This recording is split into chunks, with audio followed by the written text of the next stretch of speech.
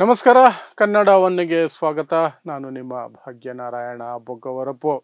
Dharmasthala SIT ತನಿಖೆ ಬಗ್ಗೆ ಪ್ರತಿನಿತ್ಯ ಕೇಳ್ತಾನೆ ಇರ್ತೀರಿ, ಹಾಗಾಗಿ ನಾನು ಮತ್ತೆ ಪುನರಾವರ್ತನೆ ಮಾಡೋ ಅವಶ್ಯಕತೆ ಇರಲ್ಲ ಏನಾಯಿತು ಎತ್ತಾಯಿತು ಅಂತ. ಬಟ್ ಈಗ ಇವತ್ತು ಅಥವಾ ನಿನ್ನೆ ನಡೆದಿರುವಂತಹ ಬೆಳವಣಿಗೆಗಳ ಬಗ್ಗೆ ಮಾತ್ರ ನಿಮ್ಮ ಗಮನವನ್ನು ಸೆಳೆಯೋದಕ್ಕೆ ಪ್ರಯತ್ನ ಪಡ್ತೀನಿ.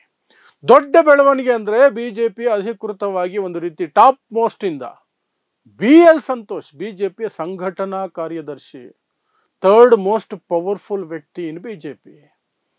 ಮೋದಿ, ಅಮಿತ್ ಶಾ, ಆ ನಂತರ ನಡ್ಡಾ ಬಿಟ್ಟರೆ ಈ ವ್ಯಕ್ತಿನೇ ಕಂಪ್ಲೀಟ್ ಆಗಿ ಸಾಕಷ್ಟು ನಿರ್ಧಾರಗಳನ್ನು ತೆಗೆದುಕೊಳ್ಳುವಂಥದ್ದು ಅಥವಾ ಪ್ರಭಾವ ಬೀರುವಂಥದ್ದು BL ಸಂತೋಷ್.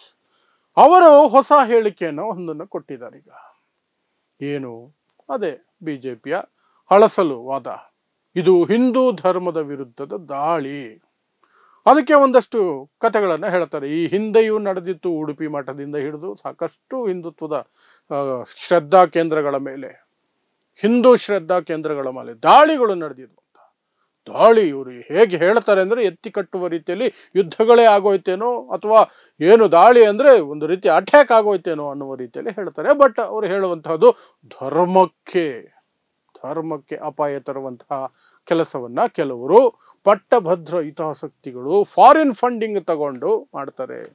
ಹುಲಿಗೆ ರುಚಿ ಸಿಕ್ಬಿಟ್ಟಿದೆ, ರಕ್ತದ ರುಚಿ ಹತ್ತು ಬಿಟ್ಟಿದೆ ಹುಲಿಗೆ ಅನ್ನುವಂಥ ಮಾತುಗಳನ್ನು ಹೇಳ್ತಾರೆ. ಅಂದ್ರೆ ಹಿಂದುತ್ವದ ಅಥವಾ ಹಿಂದೂ ಧಾರ್ಮಿಕ ಕ್ಷೇತ್ರಗಳ ಮೇಲೆ ದಾಳಿ ಮಾಡುವಂತಹ ರುಚಿ ಸಿಕ್ಬಿಟ್ಟಿದೆ, ಅವ್ರು ಬಿಡಲ್ಲ, ಮತ್ತೆ ದಾಳಿ ಮಾಡ್ತಾರೆ ಅನ್ನುವಂತಹ ಡೈಲಾಗುಗಳನ್ನು ಅವರು ಹೊಡೆದಿದ್ದಾರೆ. ಯಾಕೆ ಇವರು ಈಗ ಇದ್ದಕ್ಕಿದ್ದ ಹಾಗೆ ಈ ಡೈಲಾಗ್ಗಳನ್ನು ಹೊಡೆದು ಬರ್ತಿದ್ದಾರೆ ಅಂದರೆ ನಿಮಗೆ ಗೊತ್ತೇ ಇದೆ ಅವರು ಯಾರ ರಕ್ಷಣೆಗೆ ನಿಂತಿದ್ದಾರೆ ಅಂತ. ಒಂದು ಇದನ್ನ ಕಟ್ಟುಕತೆಯನ್ನು ಸೃಷ್ಟಿ ಮಾಡುವಂತಹ ಒಂದು ಪ್ರಯತ್ನವನ್ನು BJP ಮೊದಲಿನಿಂದಲೂ ಮಾಡ್ತಿದೆ. ಏನು ಇದು? ಧರ್ಮಸ್ಥಳ ಕ್ಷೇತ್ರದ ವಿರುದ್ಧದ ದಾಳಿ, ಧರ್ಮಸ್ಥಳ ಕ್ಷೇತ್ರದ ವಿರುದ್ಧದ ಷಡ್ಯಂತ್ರ. ಇನ್ಫ್ಯಾಕ್ಟ್ ಕ್ಷೇತ್ರ ಮಾತ್ರ ಅಲ್ಲ, ಅಲ್ಲಿನ ಧರ್ಮಾಧಿಕಾರಿ ವೀರೇಂದ್ರ ಹೆಗ್ಗಡೆಯವರನ್ನ ಟಾರ್ಗೆಟ್ ಮಾಡಿಕೊಂಡು ಇದೆಲ್ಲ ನಡೀತಾ ಇರೋದು. ಕ್ಷೇತ್ರದ ವಿರುದ್ಧ, ಹಿಂದೂ ಧರ್ಮದ ವಿರುದ್ಧ ನಡೀತಾ ಇರುವಂತಹದ್ದು ಅನ್ನೋದು ಅವರ ವಾದ. ಆದರೆ ಅಲ್ಲಿ ವಾಸ್ತವ ಸುಳ್ಳು, ಅದೆಲ್ಲ ವಾಸ್ತವ ಅನ್ನೋದು ಎಲ್ರಿಗೂ ಗೊತ್ತಿದೆ. ಯಾಕಂದ್ರೆ ಎಲ್ಲರ ಪ್ರಶ್ನೆ ಇರುವಂತಹದ್ದು ಅಲ್ಲಿ ಸಿಗ್ತಾ ಇರುವಂತಹ ಹೆಣಗಳಿಗೆ ಯಾರು ಹೊಣೆ, ಯಾರು ಕಾರಣ, ಅದಕ್ಕೆ ಏನು ಎತ್ತ, ಅದಕ್ಕೆ ಶಿಕ್ಷೆ ಆಗಬೇಕು. ಯಾರು ಮಾಡಿದ್ದಾರೆ ಅದಕ್ಕೆ ಶಿಕ್ಷೆ ಆಗಬೇಕು. ಅಷ್ಟೊಂದು ಹೆಣಗಳು ಯಾಕೆ ಬರ್ತಿತ್ತು, ಅದಕ್ಕೆ ಶಿಕ್ಷೆ ಆಗಬೇಕು. ಇದರ ಬಗ್ಗೆ ಮಾತಾಡಿದ್ದಾರೆ ಹೊರತು ಯಾರೂ ಸಹ ಕ್ಷೇತ್ರದ ವಿರುದ್ಧ ಒಂದು ಚಕಾರ ಎತ್ತಿ ಮಾತಾಡಿಲ್ಲ. ಯಾರೂ ಸಹ ವೀರೇಂದ್ರ ಹೆಗ್ಗಡೆಯನ್ನು ವೈಯಕ್ತಿಕವಾಗಿ ಅಲ್ಲಿ ಎಳ್ಕೊಂಡು ಬಂದಿಲ್ಲ. ಕೆಲವರು ಯಾರೋ ಒಂದಷ್ಟು ಜನ ಅವರ ವೈಯಕ್ತಿಕ ದ್ವೇಷಕ್ಕೇನೋ ಮಾತಾಡಿರ್ಬೋದೇನೋ ಹೊರತು, ಆದರೆ ಈ ಧರ್ಮಸ್ಥಳದಲ್ಲಿ ನಡೆದಿರುವಂತಹ ಕೊಲೆಗಳು, ಸಿಕ್ಕಿರುವ ಹೆಣಗಳು, ಅಸ್ಥಿಪಂಜರಗಳು, ಮೂಳೆಗಳಿಗೆ ನ್ಯಾಯ ಸಿಗಬೇಕು ಅನ್ನೋರು ಯಾರು ಸಹ ದೇವಸ್ಥಾನ ಆಗಲಿ ಧರ್ಮಾಧಿಕಾರಿನಾಗಿ ನೇರವಾಗಿದ್ದಿಲ್ಲ. ಆದರೆ ಧರ್ಮಾಧಿಕಾರಿ ವೀರೇಂದ್ರ ಹೆಗ್ಗಡೆ ಮಾತ್ರ ಆಗಾಗ ಕುಂಬಳಕಾಯಿ ಕಳ್ಳ ಅಂದ್ರೆ ಹೆಗಲು ಮುಟ್ಟು ನೋಡ್ಕೊಂಡಂಗೆ ಅವರೇ ಬಂದು ಏನೋ ಒಂದು ಹೇಳ್ತಾರೆ. ಮೊನ್ನೆ ಪ್ರೆಸ್ ಕಾನ್ಫರೆನ್ಸ್ ಮಾಡಿದ್ರು, ಅದಕ್ಕೆ ಹಿಂದೆ ಕೆಲವು ದಿನಗಳ ಹಿಂದೆ ಒಂದು ಹೇಳಿಕೆಯನ್ನು ಕೊಟ್ಟಿದ್ರು. ಮೊನ್ನೆ ಪ್ರೆಸ್ ಕಾನ್ಫರೆನ್ಸ್ ಅಲ್ಲಿ ಅದನ್ನೇ ಹೇಳ್ಕೊಳ್ತಿದ್ರು. ಈಗ ನಡೆದಿರುವಂತಹ SIT ಏನಿದೆ ತನಿಖೆ ಇದೆ, ಅದಕ್ಕೆ ನಾವು ರಾಜ್ಯ ಸರ್ಕಾರಕ್ಕೆ ಧನ್ಯವಾದ ಅರ್ಪಿಸ್ತೀವಿ ಅಂತ ಹೇಳ್ತಾರೆ. ಅದನ್ನು ಹೇಳೋ ಅವಶ್ಯಕತೆ ಏನಿತ್ತು? ಅವರು ನೇರವಾಗಿ ಹೇಳ್ಬೋದು, ತಪ್ಪು ನಡೆದಿದ್ರೆ, ತಪ್ಪು ಮಾಡಿರೋರು ಯಾರೇ ಆಗಿಲ್ಲ ಅವ್ರಿಗೆ ಶಿಕ್ಷೆ ಆಗಲಿ, ತನಿಖೆ ಚೆನ್ನಾಗಿ ನಡೀಲಿ, ನಿಷ್ಪಕ್ಷಪಾತವಾಗಿ ನಡೀಲಿ, ಅದನ್ನ ನಾನು ಬಯಸೋದು ಅಂತ ಹೇಳಿದಿದ್ರೆ ಎಷ್ಟು ಗೌರವಯುತವಾಗಿರ್ತಿತ್ತು. ಆದರೆ ಅವರು ಹೇಳ್ತಾರೆ ಇದು ನನ್ನ ವಿರುದ್ಧ ಷಡ್ಯಂತ್ರ, ನನ್ನ ಮೇಲೆ ಯಾಕೆ ದ್ವೇಷ ಅಂತ ಕುಂಬಳಕಾಯಿ ಕಳ್ಳ ಹೆಗಲು ಮುಟ್ಟು ನೋಡ್ಕೊಂಡ ಅನ್ನುವಂತಹ ಗಾದೆಯ ರೀತಿಯಲ್ಲಿ ತಮಗೆ ತಾವೇ ಒಂದು ಟಾರ್ಗೆಟ್ ಅನ್ನುವ ರೀತಿಯಲ್ಲಿ ತಂದು ಇಡ್ತಾರೆ. ವಿಕ್ಟಿಮ್ ಕಾರ್ಡ್ ಅನ್ನ ಆಡುವಂತಹ ಒಂದು ಪ್ರಯತ್ನವನ್ನ ಮಾಡ್ತಾರೆ. ಸೊ ವೀರೇಂದ್ರ ಹೆಗ್ಗಡೆಯವರನ್ನ ರಕ್ಷಣೆ ಮಾಡಬೇಕು, ಅದಕ್ಕೆ ಗುರಾಣಿಯಾಗಿ ಬಳಸಬಹುದಾದಂತಹದ್ದೇನು? ದೇವಸ್ಥಾನ ಅಂದ್ರೆ ಹಿಂದೂ ಧರ್ಮ. ಅದಕ್ಕಾಗಿಯೇ BL ಸಂತೋಷ್ ಅಂತವರು ಈಗ ಜಿಗಿದು ಇಂತಹ ಹೇಳಿಕೆಗಳಿಗೆ ಮುಂದಾಗಿರೋದು. ಇದ್ದಕ್ಕಿದ್ದ ಹಾಗೆ ಜಂಪ್ ಮಾಡಿ ಒಂದು ಹೇಳಿಕೆಯನ್ನು ಕೊಡ್ತಿದ್ದಾರೆ.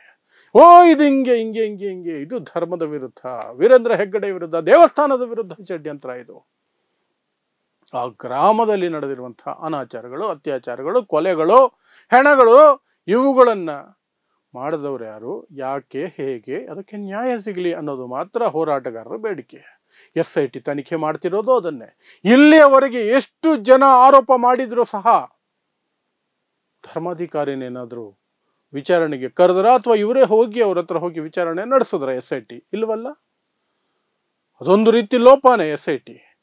ಯಾರ ಮೇಲೆ ಆರೋಪ ಬಂದಿದೆಯೋ ಅವರನ್ನ ಇಲ್ಲಿಯವರೆಗೆ ಮಾತಾಡಿಸಿಲ್ಲ.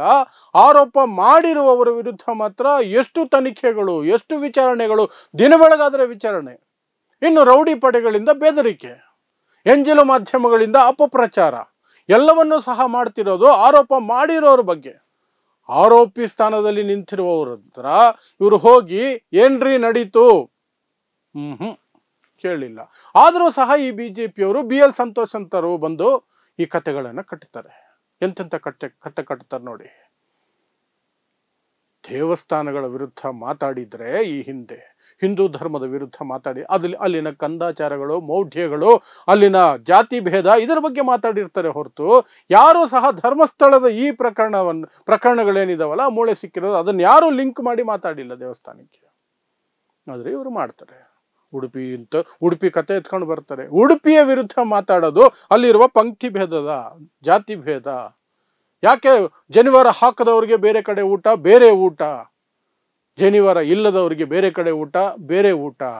ಆ ಒಂದು ಪದ್ಧತಿಯನ್ನ, ಆ ರೀತಿಯಾದಂತಹ ಮೌಢ್ಯದ ಪದ್ಧತಿಗಳನ್ನ, ಆ ರೀತಿಯಾದಂತಹ ಸಂವಿಧಾನ ವಿರೋಧಿ ನಡೆಗಳನ್ನ ಪ್ರಶ್ನೆ ಮಾಡಿದರೆ ಹೊರತು ಈ ಹೆಣಗಳ ಬಗ್ಗೆ ಮಾತಾಡಬೇಕಾದ್ರೆ ಆ ಗ್ರಾಮದ ಇಡೀ ಪ್ರದೇಶದಲ್ಲಿ ಸಿಕ್ಕಿರುವ ಹೆಣಗಳ ಬಗ್ಗೆನೇ ಮಾತಾಡಿರೋದು. ಆದರೂ ಸಹ ಇವರಿಗೆ ಗುರಾಣಿಯಾಗಿ ಧರ್ಮ ಬೇಕು. ಹಿಂದೂ ಧರ್ಮ, ಹಿಂದೂಗಳ ಮೇಲೆ ದಾಳಿ. ಅದನ್ನು ಆರಂಭದಲ್ಲಿ ಸಮೀರ್ನ ತಗೊಂಡು ಬಂದು ಮುಸ್ಲಿಂ ವ್ಯಕ್ತಿ ನೋಡಿ ಷಡ್ಯಂತ್ರ, ಇವನಿಗೆ ಸಾವಿರ ದೇಶದಿಂದ ದುಡ್ಡು ಬರ್ತಾ ಇದೆ, ಆ ದುಡ್ಡು ಬಳಸ್ಕೊಂಡು ಹಿಂದೂ ಧರ್ಮದ ವಿರುದ್ಧ ಈ ರೀತಿ ವಿಡಿಯೋಗಳು ಮಾಡ್ತಿದ್ದಾನೆ ಅನ್ನುವಂಥ ಕಟ್ಟುಕತೆಯನ್ನು ಕಟ್ಟುವಂತಹ ಪ್ರಯತ್ನವನ್ನ ಈ ಚೋಟಾ ಮೋಟಾ ಲೀಡರ್ಗಳು BJPಯಲ್ಲಿರೋರು ಮಾಡಿದ್ರು.